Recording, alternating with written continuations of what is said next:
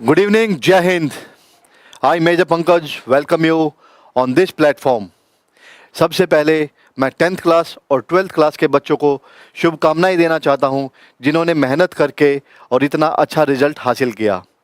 तो अब आपके लिए एक नया पड़ाव आपके सामने है।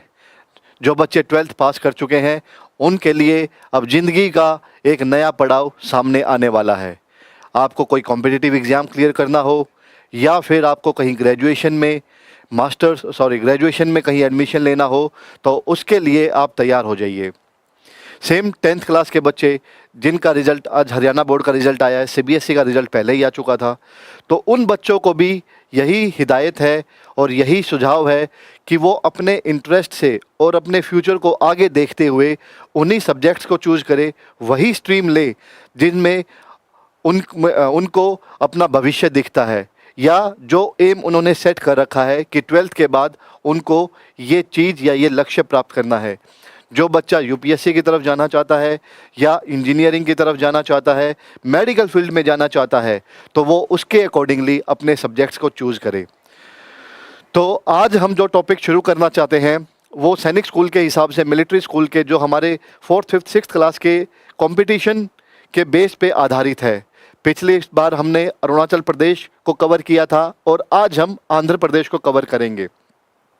यानी कि जो भी हम टॉपिक्स करवा रहे हैं ये आपके जीएस पॉइंट ऑफ व्यू से काफ़ी इम्पोर्टेंट है, और हम हर एक स्टेट को कवर करेंगे। ऑलरेडी हमारा जो कोर्स है सैनिक स्कूल, मिलिट्री स्कूल का, राइस स्पोर्ट्स स्कूल का, नवोदय स्कूल या गुरुकुल, उनके लिए हमारी classes already online and offline start हो चुकी हैं।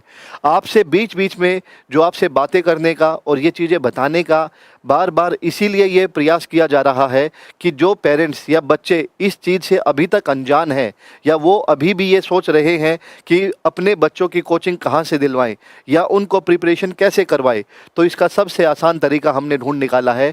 ऑफलाइन एंड ऑनलाइन क्लासेस के लिए आप आईसीएस की ऐप या मेजर पंकज डिफेंस एकेडमी से जुड़ सकते हैं। तो हम इसी श्रृंखला में आगे बढ़ते हुए आपको आंध्र प्रदेश, जो आज का टॉपिक रहेगा, उस स्टेट को कवर करेंगे। और इससे पहले, टॉपिक को शुरू करने से पहले, जैसा मैंने अपने लास्ट वीक में जो लेक्चर लिया था उसमें आपको एक इन्फॉर्मेशन दी थी, एक खुशखबरी ये दी थी कि मेजर पंकज डिफेंस एकेडमी, यानी कि हमारे ओर से जो हमने अब की बार राई के लिए जो बच्चों को प्रिपेयर किया था, स्पोर्ट्स स्कूल राई के लिए जो टेस्ट, उनमें हमारे 5 बच्चों का सिलेक्शन हुआ था, और ये सभी बच्चे Motilal Nehru school of sports राई को ज्वाइन कर चुके हैं। आप इनके नाम देख सकते हैं। और ये बच्चे हमारे पास ऑफलाइन ऑनलाइन आके पढ़ रहे थे, और इन्होंने फर्स्ट अटैम्प्ट में ही फिजिकल, फिर रिटन एंड मेडिकल, ये सारी चीज़ें क्लियर करके और फाइनल सिलेक्शन इनका हुआ है, और ये पाँचों के पाँचों बच्चे आपके राई स्पोर्ट्स स्कूल में एडमिशन ले चुके हैं। तो मैं इसीलिए आपको बताना चाहता हूँ कि जो हमारे पढ़ाने का जो तरीका है, जो हमारी टेस्ट सीरीज़ होती हैं, उनसे बच्चों को काफ़ी फ़ायदा होता है, और वो फर्स्ट अटैम्प्ट में ही काफ़ी अच्छा रिजल्ट दे रहे हैं। तो आज का टॉपिक शुरू करते हैं, आंध्र प्रदेश। अब जनरली आप देखेंगे ये आंध्र प्रदेश का मैप है, क्योंकि आप किसी भी स्टेज पे कॉम्पिटिटिव एग्ज़ाम दे रहे हैं, आपको कोई ना कोई क्वेश्चन इस रूप में ज़रूर पूछा जाता है कि कोई भी स्टेट है, उससे जो साथ में लगते हुए बॉर्डर स्टेट्स हैं या सीमाएं किस किस राज्य से या किस किस देश से लगती हैं। तो जनरली आपको आइडिया होना चाहिए, और हम इसी पॉइंट ऑफ व्यू से हर एक स्टेट को इस तरह से कवर कर रहे हैं ताकि कोई भी चीज़ ऐसी छूट ना पाए, और हर एक टॉपिक का और हर एक स्टेट का, हर एक कंट्री का आपको आइडिया रहे। चाहे वो आप 4th, 5th, 6th क्लास के टेस्ट दे रहे हैं, या आप एनडीए, सीडीएस दे रहे हैं, या कोई भी गवर्नमेंट एग्ज़ाम की आप प्रिपरेशन कर रहे हैं, ये सारी चीज़ें उसमें हेल्पफुल रहेंगी। तो आप देखेंगे सबसे पहले ज्योग्राफी एंड लोकेशन, यानी कि भूगोल और जगह, स्थान। तो अगर इसकी कैपिटल की बात करें, राजधानी की, आंध्र प्रदेश की जो कैपिटल है वो है अमरावती। हम सभी को पता है कि लगभग 5 से 6 साल पहले आंध्र प्रदेश का विभाजन हुआ था, इसमें से ही आपका तेलंगाना स्टेट बना था। तो तेलंगाना की जो कैपिटल वो हैदराबाद हो गई, और आंध्र प्रदेश की जो कैपिटल है, राजधानी है, वो अमरावती हो गई। आंध्र प्रदेश की जो सीमा है, यानी कि जो बॉर्डर्स हैं, वो उत्तर में तेलंगाना, उत्तर पश्चिम में छत्तीसगढ़, उत्तर पूर्व में ओडिशा, और दक्षिण में तमिलनाडु, और पूर्व में बंगाल की खाड़ी से लगती है। आप मैप में एक बार दोबारा देखिए, आपका तेलंगाना, कर्नाटका, नीचे तमिलनाडु, और आपका ईस्ट में बे ऑफ बंगाल, और ये छत्तीसगढ़, उड़ीसा, ठीक है, ये सारे स्टेट्स की बाउंड्रीज आपके आंध्र प्रदेश से टच होती है। और जिसके मुख्यमंत्री हैं वो है श्री एन चंद्रबाबू नायडू, और जो राज्यपाल हैं वो है श्री सैयद अब्दुल नज़ीर। ये जनरली हम हर एक स्टेट को कवर करते हुए जो वहाँ के चीफ मिनिस्टर और गवर्नर हैं उसको भी कवर करते हैं, ताकि जो बच्चा जिस स्टेट का है एटलीस्ट उसको अपने स्टेट के गवर्नर और चीफ मिनिस्टर का पता हो। इसके बाद जो इम्पोर्टेंट रिवर्स हैं, उस राज्य में बहने वाली जो इम्पोर्टेंट नदियां हैं उन पे नज़र डालते हैं। राज्य में गोदावरी और कृष्णा जैसी प्रमुख नदियां हैं जो इसकी कृषि और सिंचाई प्रणालियों के लिए महत्वपूर्ण है। यानी कि जो आपकी गोदावरी है और कृष्णा है, आंध्र प्रदेश की जो मैक्सिमम एग्रीकल्चरल प्रैक्टिसेस हैं वो इन पे ही डिपेंड करती है। और अगर लैंग्वेज की बात करें, भाषा की बात करें, उसमें बोले जाने वाली जो मुख्य भाषा है वो तेलुगु है। ठीक है, तेलुगु। फिर आ जाता है फेमस प्लेसेस, यानी कि प्रसिद्ध स्थान। आंध्र प्रदेश के जो फेमस प्लेसेस हैं, प्रसिद्ध स्थान हैं, वो कौन कौन से हैं और उनमें क्या क्या चीज़ें फेमस हैं। तो इसकी अगर बात करें, सबसे पहले तिरुपति, हम सभी को पता है तिरुपति बालाजी, वहाँ पे एक मंदिर भी है, तो श्री वेंकटेश्वर मंदिर, जिसको जो तिरुमला जो पहाड़ियों की श्रृंखला है उसमें लोकेटेड है। उसके बाद अमरावती जो कैपिटल भी है, यहाँ पे प्राचीन बौद्ध स्थल है, यानी बुद्धिस्ट स्टैचू है, और यहाँ पे अमरावती स्तूप के नाम से जाना जाता है, और यहाँ पे एक संग्रहालय भी है, यानी कि म्यूजियम भी है। उसके बाद विजयवाड़ा, यहाँ पे इंद्र कलाद्री पहाड़ी पर कनक दुर्गा मंदिर है, यहाँ पे कनक दुर्गा मंदिर है जो आपके विजयवाड़ा में लोकेटेड है। हेलो, नमस्ते बेटा, नमस्ते अंकुश, कृष्णा जी, थैंक यू। ठीक है, आपकी जो भी क्वेरी हो या आप मैसेज कर सकते हैं, मैं उनका रिप्लाई साथ के साथ करता रहूँगा, सो दैट आपको कोई भी डाउट हो या कोई भी आपको चीज़ ऐसी पूछनी हो जो आपको अभी तक समझ में ना आई हो, आप पूछ सकते हैं। कोलेरू झील यानी कि लेक, भारत की सबसे बड़ी मीठे पानी की जो झीलों में से एक है वो है आपकी कोलेरू झील, और यहाँ पे आपका एक बर्ड सेंचुरी भी है, कोलेरू बर्ड सेंचुरी, यानी कि पक्षी अभ्यारण्य। ठीक है, झील के पास ही आपकी एक जो बर्ड सेंचुरी है कोलेरू, वो भी लोकेटेड है। तो ये आपके प्रसिद्ध स्थान हो गए आंध्र प्रदेश के। ये तिरुपति जो बालाजी का मंदिर है, ये उसका एक दृश्य है। उसके बाद काकीनाडा, यहाँ पे कोरिंगा वाइल्ड लाइफ सेंचुरी है। काकीनाडा अगेन आंध्र प्रदेश का एक हिस्सा है। वहाँ पे आपकी जो कोरिंगा वाइल्ड लाइफ सेंचुरी है, कई बार आप देखेंगे जो आपके क्वेश्चंस आते हैं, चाहे वो किसी भी कॉम्पिटिटिव एग्ज़ाम्स के हों या फिर 4th 5th 6th क्लास के लिए हों, एनडीए सीडीएस के लिए हों, डिफेंस तो उसमें आपसे जनरली पूछा जाता है कि कोई भी वाइल्ड लाइफ सेंचुरी की लोकेशन पूछ लेंगे, एक ऑप्शन दे देंगे। ठीक है, क्वेश्चन में आपको वाइल्ड लाइफ सेंचुरी देके और 4 स्टेट्स का नाम आ जाएगा। तो आपको जब तक पता नहीं होगा कि पूरे इंडिया में कौन कौन सी वाइल्ड लाइफ सेंचुरी या नेशनल पार्क्स कहाँ लोकेटेड है, तो आप वो क्वेश्चन अटैम्प्ट नहीं कर पाएंगे। 1953 लैंग्वेज स्टेट, हाँ बिल्कुल अमित जी, आप ठीक कह रहे हैं। इसके बाद आ गया सिम्हाचालम, द सिम्हाचालम टेम्पल। ये आपका एक मंदिर है डेडिकेटेड टू लॉर्ड नरसिम्हा, यानी कि जो भगवान नरसिम्हा है उनको ये समर्पित है। उसके बाद आ गया चित्तूर श्री वेंकटेश्वर राष्ट्रीय उद्यान है, यानी कि वेंकटेश्वरा नेशनल पार्क भी आपका आंध्र प्रदेश के चित्तूर में लोकेटेड है। ये आपको बेसिक इन्फॉर्मेशन सिर्फ आपको एक आइडिया के लिए दे रहे हैं, क्योंकि जो आपके कंपटीशन के जो एग्ज़ाम्स होते हैं उनमें 1 वर्ड या आपके मल्टीपल चॉइस क्वेश्चंस ही आते हैं, उनमें आपकी बड़ी हेल्प करेंगे। इसके बाद आ गया फेमस फेस्टिवल्स, यानी कि प्रसिद्ध त्योहार। उगाड़ी, तेलुगु का नया वर्ष, यानी कि जैसे हम न्यू ईयर मनाते हैं वैसे ही तेलुगु में जो न्यू वर्ष होता है, नव वर्ष होता है, उसको उगाड़ी बोलते हैं। और ये मार्च अप्रैल के महीने में मनाया जाता है। और इसमें उत्सव में लोग क्या करते हैं, लोग अपने घरों की सफाई करते हैं, आम के पत्तों से सजाते हैं, उगाड़ी पचड़ी नामक एक विशेष व्यंजन यानी खाने की चीज़ सामग्री बनाते हैं, जो मीठे, खट्टे, नमकीन और कड़वे स्वादों का मिश्रण है। इसमें ये सारी चीज़ें मिक्स होती हैं, मीठी भी, खट्टी भी और कड़वी भी, और इसको जीवन के विभिन्न अनुभवों का प्रतीक माना गया है। जिस तरह एक इंसान का जीवन खट्टे मीठी यादों से, कड़वे यादों से भरा रहता है, वैसे ही ये ऐसे एक सामग्री, एक व्यंजन, खाने की चीज़ बनाते हैं और उसको जीवन का जो शैली होती है, जीवन का जो अनुभव होता है, उसका प्रतीक मान के ये व्यंजन बनाया जाता है। कवि सम्मेलन यानी कि कविता पाठ और शास्त्रीय संगीत प्रदर्शन भी आम है, यानी कि इस फेस्टिवल में ये सारी चीज़ें की जाती हैं। इसके बाद आ गया संक्रांति। मकर संक्रांति यानी कि जनवरी 14 जनवरी को हर साल मनाई जाती है। Sankranti is a harvest festival, यानी कि एक फसल का उत्सव है। फसल कटने के बाद उसकी खुशी में ये उत्सव मनाया जाता है। लोग पतंग उड़ाकर पोंगल और तिलगुल यानी कि तिल की मिठाई जैसे विशेष खाद्य पदार्थ बनाते हैं और बोगी यानी कि अलाव समारोह आयोजित करके जश्न मनाते हैं, यानी कि बोन फायर। अलाव का मतलब जैसे आग लगा के सेंटर में लकड़ियों को जला के और उसके चारों तरफ घूमते हैं, ठीक है, उसको अलाव बोलते हैं। इसके बाद है बोनालू। बोनालू जुलाई और अगस्त में आषाढ़ महीने के दौरान त्यौहार मनाया जाता है और बोनालू देवी महाकाली को समर्पित एक पारंपरिक लोक उत्सव है। इसे हैदराबाद और सिकंदराबाद के जुड़वां शहरों में बड़े उत्साह के साथ मनाया जाता है। भक्त देवी को बोनालू चढ़ाते हैं, ठीक है, और जिसमें चावल, क्या क्या चढ़ाते हैं, चावल, दही और गुड़, जिस और फूलों और रंगों से सजे बर्तनों में रखा जाता है। यानी जो भक्त जन होते हैं, जो श्रद्धालु होते हैं, वो बोनालू देवी महाकाली को गुड़, चावल और दही ये सब चढ़ाते हैं और इसको फूलों से सजे हुए बर्तनों में रखा जाता है।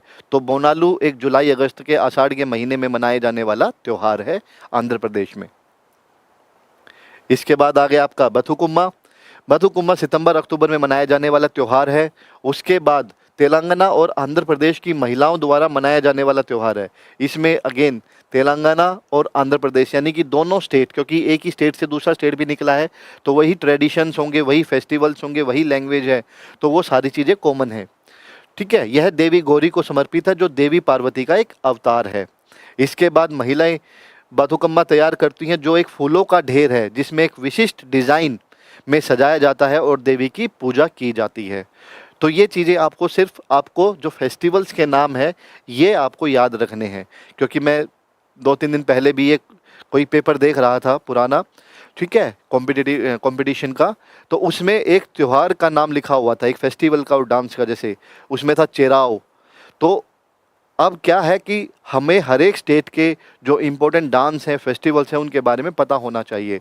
जिस तरह से पंजाब में भंगड़ा होता है, गिद्दा होता है, ठीक है, आसाम में बिहू होता है। तो ये सारी चीज़ें जब तक आपको नहीं पता होगी, आप वो क्वेश्चन अटैम्प्ट नहीं कर पाएंगे, ठीक है। इसके आगे चलते हैं। फेमस डांस फॉर्म्स जो मैं आपको बता रहा था, यानी कि नृत्य शैलियाँ। जो प्रसिद्ध नृत्य शैलियाँ हैं आंध्र प्रदेश की, उसमें सबसे पहले है कुचिपुड़ी। कुचिपुड़ी आंध्र प्रदेश का एक शास्त्रीय नृत्य है, ठीक है। यह भावों, हाव भाव और नृत्य के चरणों का उपयोग करके कहानियाँ सुनाता है, यानी कि सिर्फ एक्सप्रेशंस के थ्रू, ठीक है, एक्सप्रेशंस के थ्रू ये कहानियों को डिक्टेट करते हैं, बताते हैं। कलाकार पारंपरिक पोशाक यानी कि जो उनकी ट्रेडिशनल कपड़े हैं उनको पहनते हैं और महिलाएं साड़ी और पुरुष धोती पहनते हैं और साथ में आभूषण यानी कि ज्वेलरी और मेकअप भी करते हैं।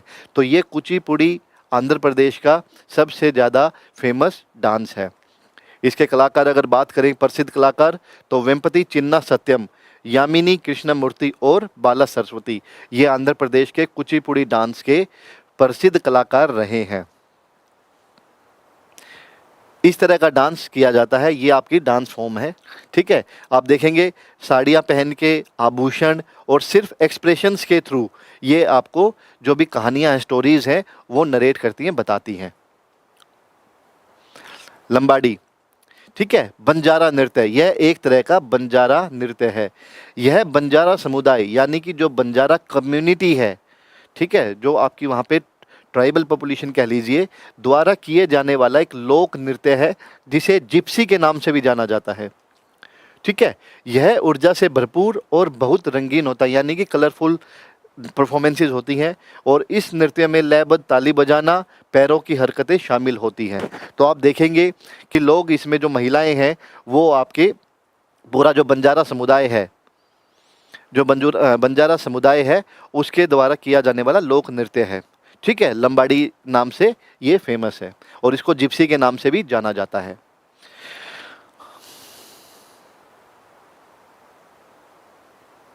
अमित जी, कर्नाटका में नहीं बताया मैंने, आंध्र प्रदेश में ही बताया है। Karishma ji, based on language first time, हाँ जी 53 में, जो आप बिल्कुल ठीक बता रहे हैं। जब हमने पहली बार क्लासेस ली थी, जब हमने स्टेट्स के बारे में पॉलिटिकल साइंस में पॉलिटिकल लेक्चर लिया था मैंने, तो उस टाइम पे भी मैंने बताया था, जो सबसे पहले आंध्र प्रदेश को ही लैंग्वेज के बेस पे आपको जो एक स्टेट लैंग्वेज के हिसाब से जो स्टेट का एक पार्टीशन हुआ था, वो सबसे पहले आंध्र प्रदेश का ही हुआ था। ऑल ऑफ वन, बेटा अपना नाम लिख देंगे ज़्यादा इजी रहेगा। इसका पीडीएफ कहाँ मिलेगा? इसका पीडीएफ बेटा जो हमारा ऑलरेडी ऑनलाइन कोर्स चल रहा है, ठीक है, सैनिक स्कूल का, मिलिट्री स्कूल का, उसके ऐप में आपको ये पीडीएफ मिल जाएंगी। दप्पू नृत्य, ठीक है, अभी तक हमने कुचिपुड़ी पढ़ा है, ठीक है, और लंबाड़ी पढ़ा है। उसके बाद दप्पू नृत्य एक लोक नृत्य है जिसमें लोग संगीत बनाने और ऊर्जावान कदम उठाने के लिए छोटे ड्रम, जैसे ढपली होते हैं ना, वैसे ही दप्पू, ठीक है, वो होता है और उसका उपयोग करते हैं छोटे ड्रम का। दप्पू नृत्य आमतौर पर संक्रांति जैसे त्योहारों के दौरान किया जाता है। जो हमने संक्रांति का पढ़ा था 14 जैन, उसके दौरान ही ये नृत्य किया जाता है। तो हर फेस्टिवल डांस फॉर्म एक दूसरे से रिलेटेड है। इस तरह का ये छोटे ढोल हैं, आप देख पा रहे होंगे, ठीक है, और इस तरह से लयबद्ध होके और पैरों की चाल से इस डांस को किया जाता है। क्योंकि पिक्चर दिखाने से यही है कि आप एक चीज़ों को कनेक्ट कर पाएंगे, आसानी से समझ पाएंगे, रिलेट कर पाएंगे। इसके बाद आ गया कोलाकट्टम। कोलट्टम, कोलट्टम एक मज़ेदार लोक नृत्य है, ठीक है, जिसे लड़के और लड़कियां दोनों ही करते हैं। अपने हाथों में छड़ियाँ पकड़ते हैं और उन्हें आपस में टकराकर ध्वनि निकालते हैं और वो एक घेरे में यानी कि सर्कल में डांस करते हैं। कोलट्टम आमतौर पर नवरात्रि जैसे त्योहारों के दौरान किया जाता है। अगर आप इसको ध्यान से पढ़ेंगे, देखेंगे, तो छड़ियाँ, अगर हम गरबा की बात करें, ठीक है, डांडिया की बात करें, तो उसमें भी ऐसा ही होता है कि नवरात्रों के दौरान जो गुजरात में और इस बेल्ट में जो डांस किया जाता है, उसमें डंडों से, उनसे स्टिक से ये डांस किया जाता है और इसमें भी हाथों में छड़ियाँ पकड़ते हैं और उन्हें आपस में टकराकर ध्वनि निकालते हैं, कि आवाज़ निकालते हैं। और ये भी आपके आमतौर पर नवरात्रि जैसे त्योहारों पर किया जाता है। तो इसका नाम क्या है? कोलट्टम, ठीक है। कोलट्टम डांस आंध्र प्रदेश का एक डांस है। इस तरह से ये आप लकड़ियाँ देख रहे होंगे, छड़ियाँ देख रहे हैं, और इस तरह आपस में इनको बजा के डांस किया जाता है। Thank you Rathore ji, thank you very much. PDF का मैंने आपको बता दिया बेटा। हाँ, एनडीए के लिए जो इसमें बेटा आपकी कुछ चीज़ें एनडीए से भी एसोसिएटेड है। इसमें हो सकता है आपका, चाहे वो डांस फॉर्म्स हैं, लैंग्वेजेस हैं, इंपॉर्टेंट प्लेसेस हैं, या नेशनल पार्क्स हैं। मैं आपको इसीलिए बताया था लेक्चर के स्टार्टिंग में ही कि जो टॉपिक हम कवर करवा रहे हैं वो एक 4th 5th क्लास के बच्चे से लेकर और 11th 12th क्लास के बच्चों के जो भी एग्ज़ाम्स होते हैं उनको ध्यान में रखते हुए हमने ये पीडीएफ और पीपीटी और ये कंटेंट बनाया है, ताकि हर क्लास के बच्चे के लिए इसमें से कुछ ना कुछ महत्वपूर्ण चीज़ें आपको मिल पाएँ। तो एनडीए के लिए भी इसमें से आपको 2-3 पॉइंट्स, आपको चाहे वो नेशनल पार्क से रिलेटेड है, बर्ड सेंचुरी से रिलेटेड है, लेक्स से रिलेटेड है, ठीक है, उससे आपको पता चल जाएगा। इसके बाद आ गया ट्रेडिशनल आर्ट फॉर्म्स। तो सबसे पहले जो पेंटिंग्स हैं, ठीक है, कई बार आपके हर एक टाइप के एग्जाम्स में आर्ट फॉर्म्स भी आ जाती है कि ये पेंटिंग या ये वाली पेंटिंग है किस स्टेट से ताल्लुक़ रखती है। क्योंकि जो लास्ट टाइम अभी पेपर हुआ था सैनिक स्कूल की अगर मैं बात करूं, उसमें पहला क्वेश्चन ही था कि मधुबनी पेंटिंग किस स्टेट से संबंध रखती है। तो जो बच्चे प्रैक्टिस कर रहे हैं, जो बच्चे पढ़ रहे हैं, प्रिपरेशन कर रहे हैं, ठीक है, तो उनके लिए बड़ा आसान था कि ये बिहार से संबंध रखती हैं। लेकिन जो बच्चे नहीं पढ़ पा रहे हैं या उस तरीके की प्रैक्टिस या प्रिपरेशन नहीं कर पा रहे हैं, उनके लिए मुश्किल हो जाता। सवाल देखने में बड़े आसान लगते हैं अगर आपने उसके लिए मेहनत की हुई हो तो, ठीक है। तो इसीलिए हम हर एक स्टेट की इंडिविजुअली सारी चीज़ें कवर करवा रहे हैं ताकि आपको बेस्ट से बेस्ट पढ़ाई मिल सके। जो चित्रकला है, कलमकारी, यह प्राकृतिक रंगों का उपयोग करके चित्रकारी की एक सुंदर शैली है। कलाकार कपड़े या कागज़ पर चित्र बनाते हैं, यानी कि जो आर्टिजन्स होते हैं, ठीक है, पेंटर्स होते हैं, वो क्या करते हैं, कपड़े पर, क्लॉथ पे या पेपर पे चित्र बनाते हैं और अक्सर पौराणिक कथाओं से देवी देवताओं की तस्वीरें दिखाते हैं। तो इसका नाम क्या है? कलमकारी। ठीक है। हिंदी इंग्लिश दोनों में हमने ये पीपीटी बनाई है। हम जो अपना कोर्स ऑनलाइन भी पढ़ाते हैं, जो हमने इसकी ऐप बनाई हुई है, उसमें भी आपको सेम कंटेंट मिलेगा, हिंदी में और इंग्लिश में, और पढ़ाने का तरीका सिमिलर ही रहेगा। और सैनिक स्कूल की, मिलिट्री स्कूल की जो क्लासेज है वो मैं खुद ले रहा हूँ, ठीक है, ताकि आपको कोई भी डाउट हो तो आप मेरे से पूछ सकते हैं।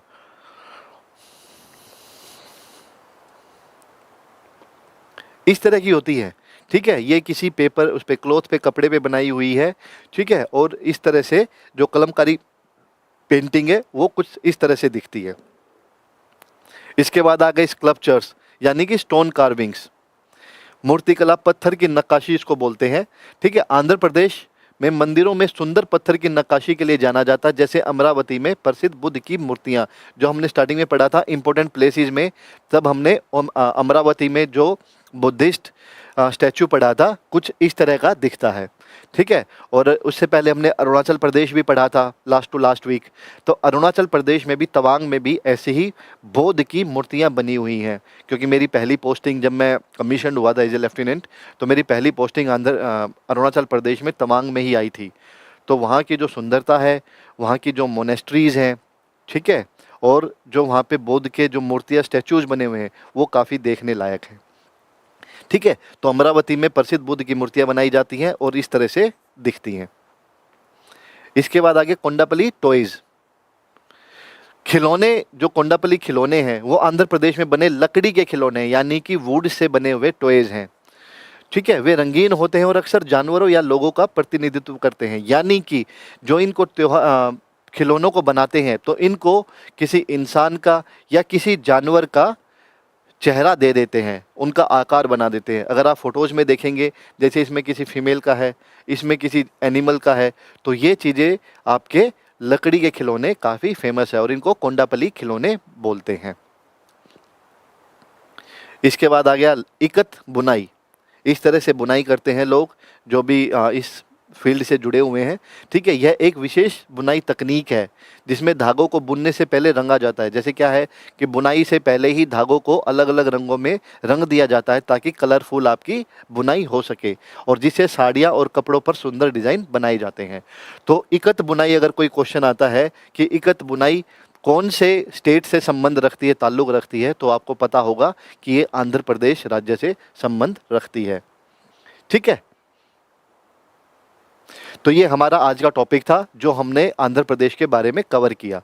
तो इसके साथ ही हमने जो आंध्र प्रदेश के बारे में चीज़ें पढ़ी हैं, चाहे वो आपके फेमस प्लेसेस से हो गई हों, रिवर्स जो नदियां हैं उनसे हो गई हो, या फिर फेस्टिवल्स हैं, डांस फॉर्म्स हैं, या फिर आर्ट फॉर्म्स हैं, ये सारी चीज़ें हमने कवर की हैं। अब इसके बाद मैं आपको जो बताना चाहता हूँ कि हमने जो हमारा सैनिक स्कूल का और मिलिट्री स्कूल का जो बैच है, ऑनलाइन बैचेज, वो ऑलरेडी स्टार्ट हो रखे हैं 7 अप्रैल से, यानी कि 1 महीने से ऊपर हो चुका है, और बच्चों का काफ़ी अच्छा रिस्पॉन्स भी है। और आप देख पा रहे हैं कि हम इसी तरीके से चित्रों के साथ, पिक्चर्स के साथ वो चीज़ें पढ़ाते हैं, ताकि बच्चा कोरिलेट कर पाए, क्योंकि छोटे बच्चे होते हैं, देख के और एक बार समझाने से उनको वो चीज़ें अच्छी तरह समझ में आ जाती हैं, ठीक है। तो हमारा जो बैच है वो ICS की ऐप पे ऑलरेडी चल रहा है, सैनिक स्कूल का और मिलिट्री स्कूल का,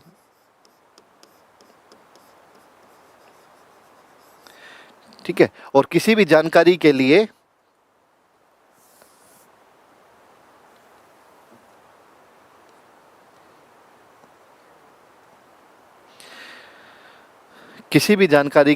आप इस नंबर पे कांटेक्ट कर सकते हैं, 702-702-0454।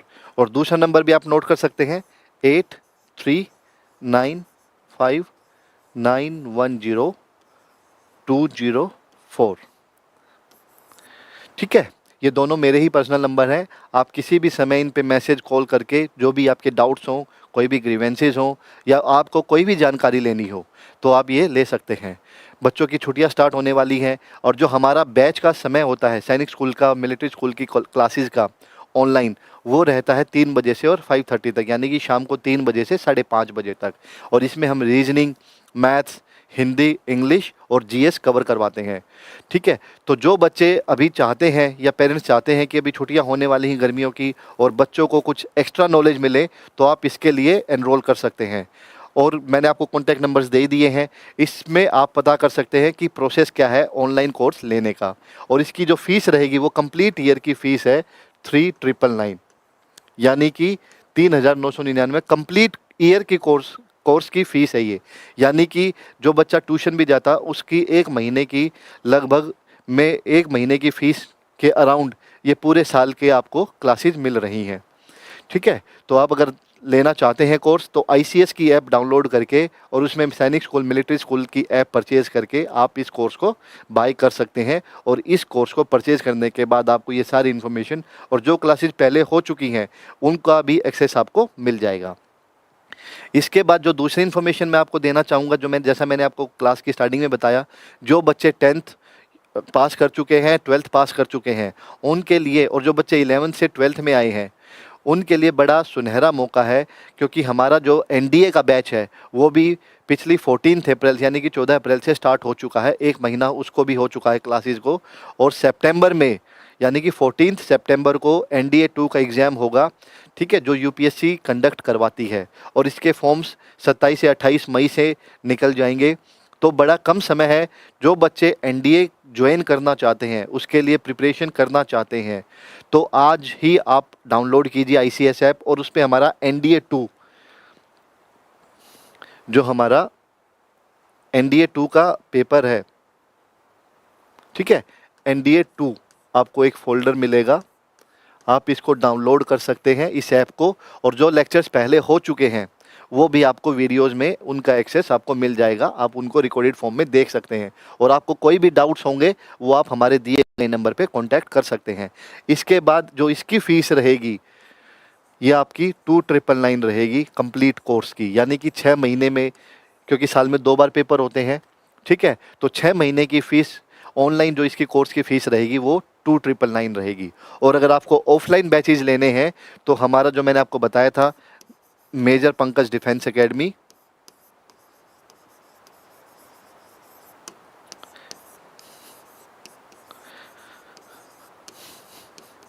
मेजर पंकज डिफेंस एकेडमी, ये आपके द G21 स्कूल में है, द G21 स्कूल। ठीक है, जो आपका बिंद्रोली वाले रोड पे लोकेटेड है। और यहीं से हम ये सारी ऑनलाइन ऑफलाइन क्लासेस प्रोवाइड करवाते हैं। और जैसा कि मैंने आपको बताया कि हमारे कुछ बच्चों का आपने रिज़ल्ट देखा भी होगा, तो हम दिन रात यही मेहनत करवाते हैं कि बच्चों का जो सपना है उसको हम पूरा करवा पाएँ। ठीक है, और मैंने आपको नंबर्स दिए हैं, मैं आपको फिर एक बार नंबर्स प्रोवाइड करवा देता हूँ ताकि आपको कोई भी डाउट ना रहे। ठीक है, आपको मैंने जो ऑनलाइन का प्रोसेस है वो आपको बता दिया, जो हमारा ऑफलाइन सेंटर है वो मैंने आपको बता दिया। और इसके बाद आप इस नंबर पे कांटेक्ट करके सारी जानकारी ले सकते हैं। इसी के साथ हम आज का सेशन समाप्त करते हैं।